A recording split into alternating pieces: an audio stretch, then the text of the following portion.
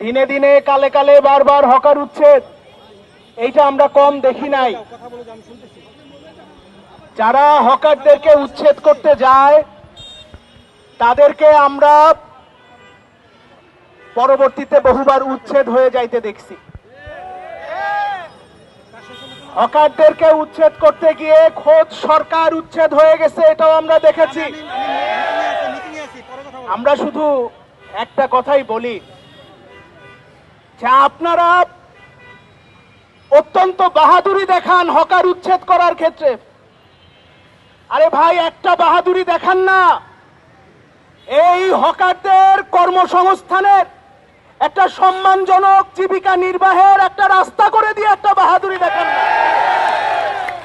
আপনাদের বাহাদুরি হইল লাঠির বাহাদুরি, আপনাদের বাহাদুরি হইল ভাঙচুরের বাহাদুরি, আপনারা সন্ত্রাস করেন, এটা আপনাদের বাহাদুরি।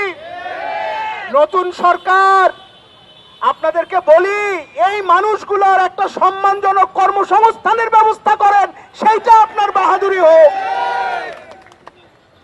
হকারের চোখের পানি, এটা কিন্তু আল্লাহ সহ্য করে না।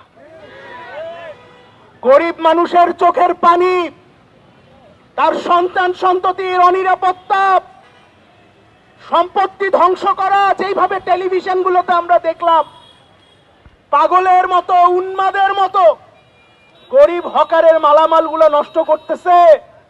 মনে হচ্ছে না জানি কত বড় একটা উৎসব, না জানি এইটা কোন খেলা। এই যে মানুষের চোখের পানি আপনারা ঝরাইতেছেন, এটা আল্লাহ সহ্য করবে না। রাস্তাঘাটে মানুষের হাঁটা চলার কষ্ট, তার চাইতে অনেক বড় কষ্ট হচ্ছে মানুষের পেটে ক্ষুধার কষ্ট।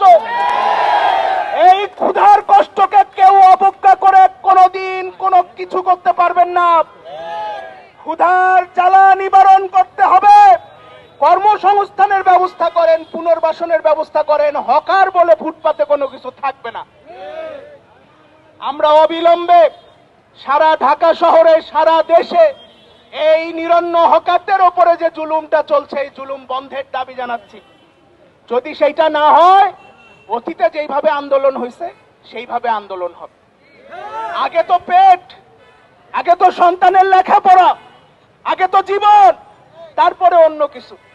কাজেই আমরা প্রত্যাশা করি যে বিগত দিনে হাজার হাজার কোটি টাকা, ওই জাপানি ঋণের টাকা, জাইকা প্রকল্পের টাকা হকারদের পুনর্বাসনের জন্য ব্যয় হয়েছিল।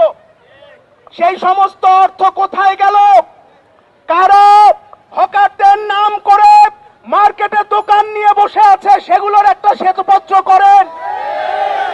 আপনারা বিকল্প ব্যবস্থা করেন, পুনর্বাসনের ব্যবস্থা করেন, হকার বলে কোনো কিছু থাকবে না।